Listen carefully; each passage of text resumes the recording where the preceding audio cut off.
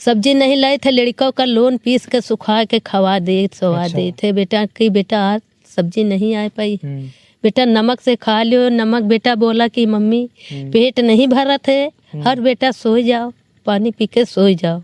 कोई कोई दिन सर जी नमक ही रोटी खा के सोना पड़ता है सर। अगले दिन जब काम करते हैं पापा तो जो पैसा लाते उसी से सब्जी आती है, तो कोई कोई दिन खाने को मिलती है सर जी सब्जी।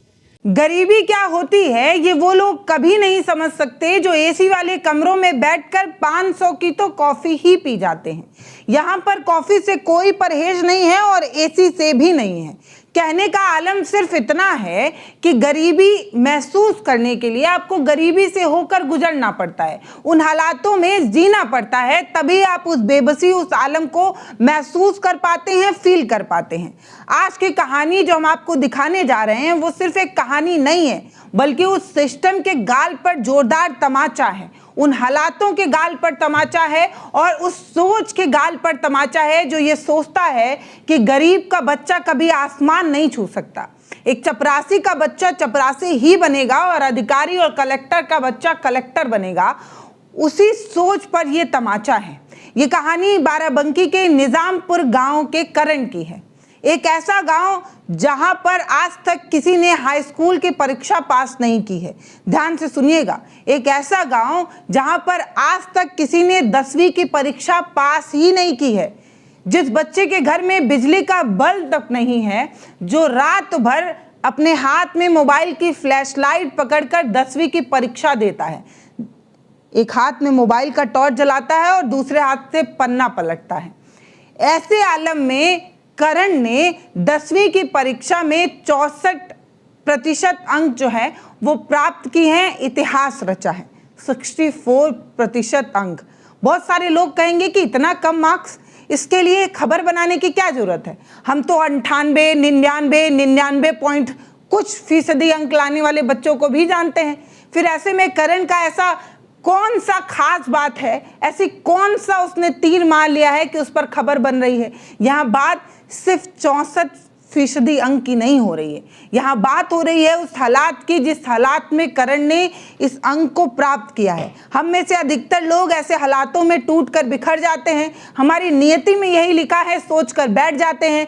किताब कॉपी तो छोड़िए जनाब, यहाँ पर हालत ये है कि कोई ढंग से जीना नहीं सीख पाता। ऐसे में एक लड़के ने 10वीं की परीक्षा देकर गांव में तो इतिहास रचा ही है, हमें और आपको भी एक सीख, एक पाठ सिखाया है, वो आपको वीडियो के आखिरी में बताऊंगी।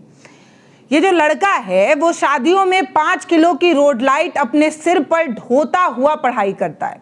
रात के 2 बजे से लेकर सुबह तक कुल 5 किलोमीटर पैदल चलकर वो दिन रात काम करता है। हर शादी में इसका काम ये है कि 5 किलो की हाइड्रोजन लाइट अपने खोपड़ी पर रखेगा, 5 किलोमीटर पैदल चलेगा और अगले दिन फिर वो उसी जोश के साथ पढ़ाई करेगा जिस जोश में हमारे और आपके घर के बच्चे पढ़ाई करते हैं। हमारे और आपके बच्चों को इस तरीके का संघर्ष करना पड़ता है? जवाब है नहीं। हम तो ये सोचते हैं कि अगर एसी की व्यवस्था हो पाए तो एसी, कूलर की व्यवस्था हो पाए तो कूलर, कुछ नहीं तो किसी तरीके का कोई मानसिक तनाव बच्चों को ना दें क्योंकि उसकी परीक्षा आने वाली है। ऐसे में करण ने हर मुश्किल से लड़ाई लड़ने के बाद ये परीक्षा दी है। महज 300 रुपए की दिहाड़ी मजदूरी के लिए वो मेहनत करता है। इतनी मेहनत करता है, किसी शादी को गुलजार बनाए रखने के लिए इस बच्चे ने अपने खोपड़ी पर 5 किलो की हाइड्रोजन लाइट ना जाने कितने रातों को ढोई है। इस वीडियो को अंत तक जरूर देखिएगा, आपको इस संघर्ष की कहानी पता चलेगी और ये कहानी आपको अंदर तक झकझोर देगी, ऐसा मुझे लगता है। सुनिएगा जरूर। अच्छा करण, कैसा लग रहा है हाई स्कूल पास करके? सर जी बहुत अच्छा लग रहा है। हमने हाई स्कूल बड़ी मेहनत से, बड़ी गर्व से पास किया है। और सर जी ये तंगाई के कारण मैंने ज़्यादा कुछ नहीं किया है। बस सर जी वही थोड़ी सी मजदूरी करके, थोड़ा मेहनत करके बाराबंकी में लाइट उठाकर सर जी आते थे, लाइट उठा कर 4 पैसे मिलते थे, उसी से हमने फीस की भरपाई की और घर का भी खर्चा चला। उसके बाद सर जी ना घर पे, गांव पे लाइट है सर जी, घर पे लाइट भी नहीं है सर जी। और अंधेरे में पढ़ते थे सर जी, सोलर पैनल है वो सर जी डिम हो जाता है सर जी। उसी उसी वजह से पढ़े हैं। और रात में मोबाइल भी जला लेते थे जब डाउन हो जाता था सर। और गांव में कई बार गए हैं मजदूरी करने सर जी, वहाँ टोकरी धरते थे सिर पे। अच्छा। तो सर जी 4 पैसे मिलते थे, उसी से सर जी फीस भरें। देखिए सर, ये हमारा घर है और घर पे लाइट भी नहीं है। गांव में लाइट है सर जी, हमारे घर पे लाइट भी नहीं। सोलर पैनल कभी डिम हो जाता है सर जी। सोलर पैनल लगा हुआ है, पूरा डिम है, कैसे पढ़ते यस थे सर, ये पूरा डिम है सर जी। जो मोबाइल से पढ़ते थे सर जी, फ्लैश जला के एक हाथ से फ्लैश पकड़ते थे? एक थे ऐसे पकड़ते थे सर जी, तो पढ़ते थे सर जी। तो मोबाइल का फ्लैश कितनी देर चलता होगा? मोबाइल का बहुत है सर जी, 2-4 घंटा चलता था सर। Yes sir. आपने करण को सुना? जब आप और हम रात में चैन की नींद सो रहे होते हैं, तब 15-16 साल का एक लड़का अपने सिर पर हाइड्रोजन लाइट का गमला रखकर मीलों पैदल चलता है। क्यों? सिर्फ इसलिए ताकि स्कूल का 2100 रुपए जो फीस है वो भर सके। फीस भरने की जिम्मेदारी किसकी होती है? परिवार वालों की होती है, माँ बाप की होती है। लेकिन ये 15-16 साल का लड़का हालात से इतना मजबूर है कि पढ़ाई का खर्च निकल सके, इसलिए शादियों में हाइड्रोजन लाइट धोता है। दिन भर मजदूरी, रात भर बारात में लाइट धोना और फिर वापस आकर 4 बजे का अलार्म लगाकर पढ़ाई करना, बिना बिजली के पढ़ाई करना। सोलर पैनल डाउन हो जाए तो मोबाइल की बैटरी बचा बचा कर पढ़ाई करना। ये कोई फिल्म का सीन नहीं चल रहा है। ऐसा नहीं है कि मैं आपको कोई फिल्म का एक हिस्सा बता रही हूँ जो मेरा स्क्रिप्ट है। मैं आपको कहानी बता रही हूँ संघर्ष की, जो एक 15-16 साल के लड़के ने करी है। यूपी के गाँव की एक कड़वी सच्चाई, एक नंगी सच्चाई और सिस्टम की वो सच्चाई जो सिस्टम आपको नहीं बताता।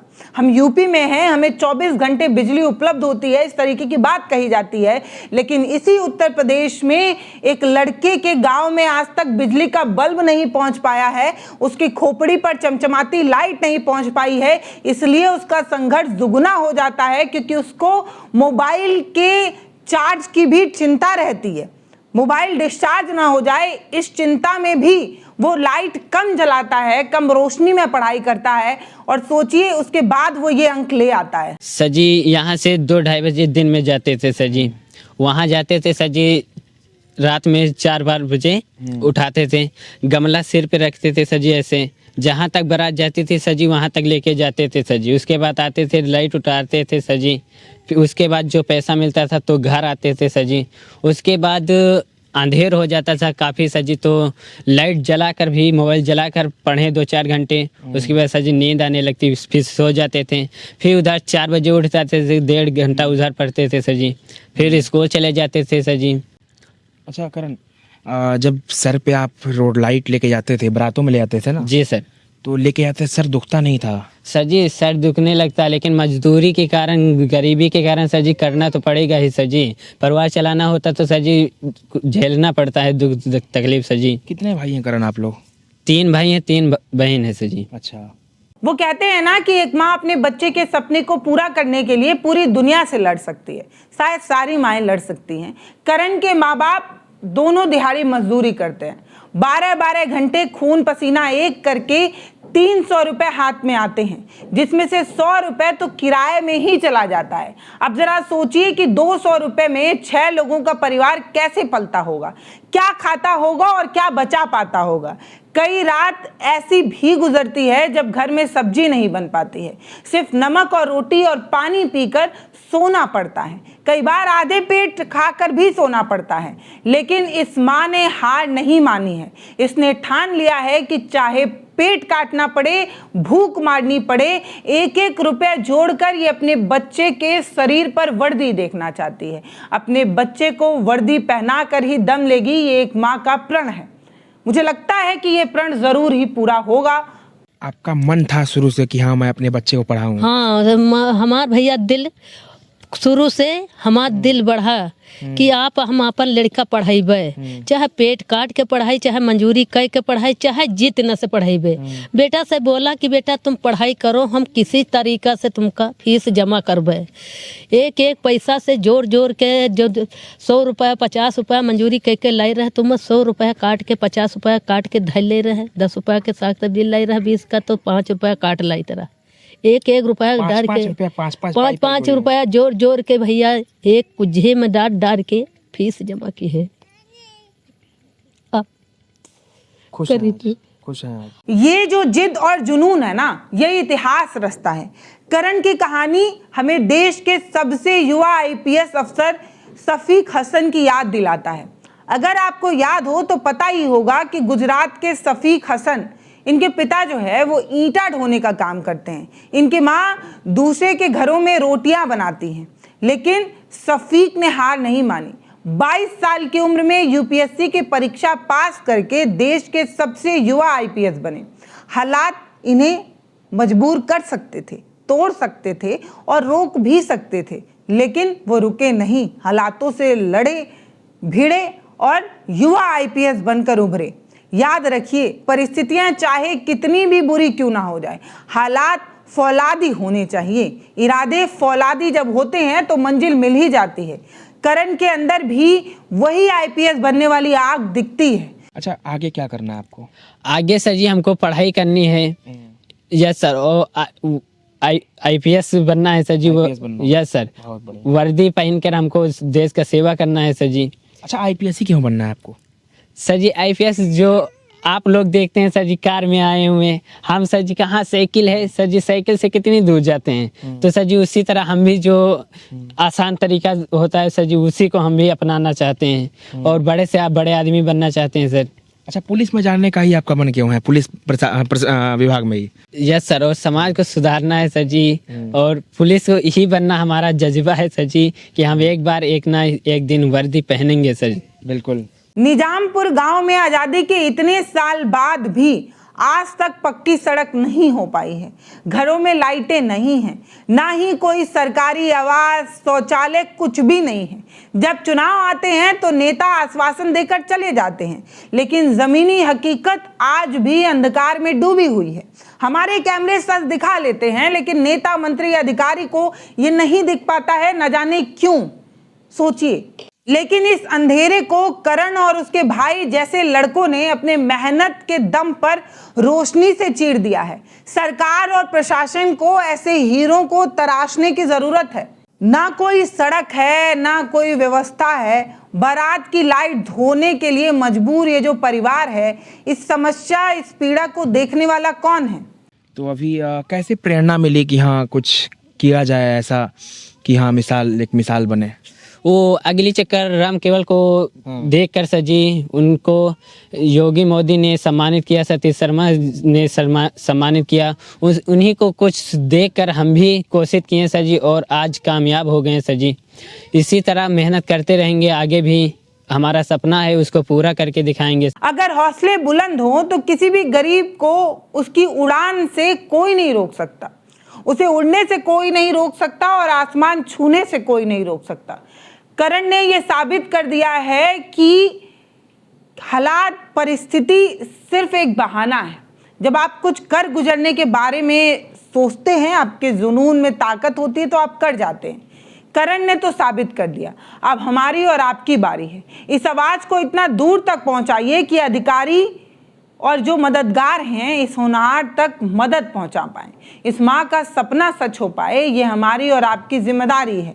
अगर आपको करण जैसे जज्बे को सलाम करना है, उसके इरादे को मजबूत करना है, तो इस वीडियो को कुछ लोगों तक पहुंचाइए। खास तौर पर उन लोगों को ज़रूर ही पहुंचा दीजिए जो अपनी ज़िंदगी में बहुत परेशान रहते हैं, हर छोटी बड़ी मुसीबत पर हाय दैया हाय तौबा मचाए पड़े हैं। उनको ये वीडियो भेजिए और बताइए कि आपसे ज़्यादा खराब स्थिति में, आपसे भी ज़्यादा खराब कंडीशन में एक लड़के ने मेहनत करके इतिहास रचा है। अब हमारी और आपकी बारी है। धन्यवाद। तो सबसे मुश्किल क्या थी? समय था कि पैसा था कि माहौल था? सर जी सबसे मुश्किल तो पैसा ही था, क्योंकि पैसा होता तो कुछ भी हो जाता। उसके बाद समय सर जी जो आता था सर जी, उससे गेहूँ काटते थे, सरसों आती, फसल आती, उसको काटते पीटते थे सर जी। और जो खेत में काम करते हैं सर जी, उसको सींचते बनाते थे। उसी में टाइम निकाल के हमने पढ़ाई की सर जी। उसके बाद स्कूल जाते थे, स्कूल से आते थे सर जी, भैंसे में उसको भी चारा पानी करना पड़ता था सर जी। उसी वजह से जो पैसा मिलता था, जो फीस भरते थे, उसी से आज सर जी पढ़ाई किए हैं। उसी से पढ़ाई हुई है? Yes sir. सुने हैं कि आप सम्मानित भी किए गए थे मुख्यमंत्री द्वारा। Yes sir. तो आपने ये नहीं बताया कि मेरे गांव में ये दिक्कतें हैं, मैं टार्च दिखा के मोबाइल का पढ़ा हूँ, तो आप कुछ सुधार कीजिए उसमें। सर जी हम गए थे, यहाँ हमारे चाचा एक चौराईपुरा में रहते हैं सर जी, वो हमारे साथ में आए थे कि आपको हमसे बोले कि आपको बुला रहे हैं कि वहाँ पे जाना है। अमर उजाला लखनऊ में पड़ता है सर, वहीं पे गए थे तो मुख्यमंत्री श्री योगी आदित्यनाथ मिले थे सर। क्या बोला उन्होंने? उन्होंने बोला कि बेटा अच्छे से पढ़ाई करना, और भी हमको सम्मान दिए, और भी हमको बहुत अच्छा लगा कि हम इस मुकाम पर पहुँचे हैं सर जी। आश्वासन बहुत दिए लेकिन यहाँ कुछ काम नहीं हुआ, नहीं तो आज यहाँ से और भी बच्चे निकले होते। हाँ सर जी, बोल रहे थे कि तुम्हारे गांव में इंटरलॉकिंग लग जाएगी, लाइट आ जाएगी, पर लाइट भी नहीं आया, कुछ भी नहीं आया। कि बोल रहे थे कि आपके गांव में लाइट भी आ जाएगी। और भी हम गए थे दरियाबाद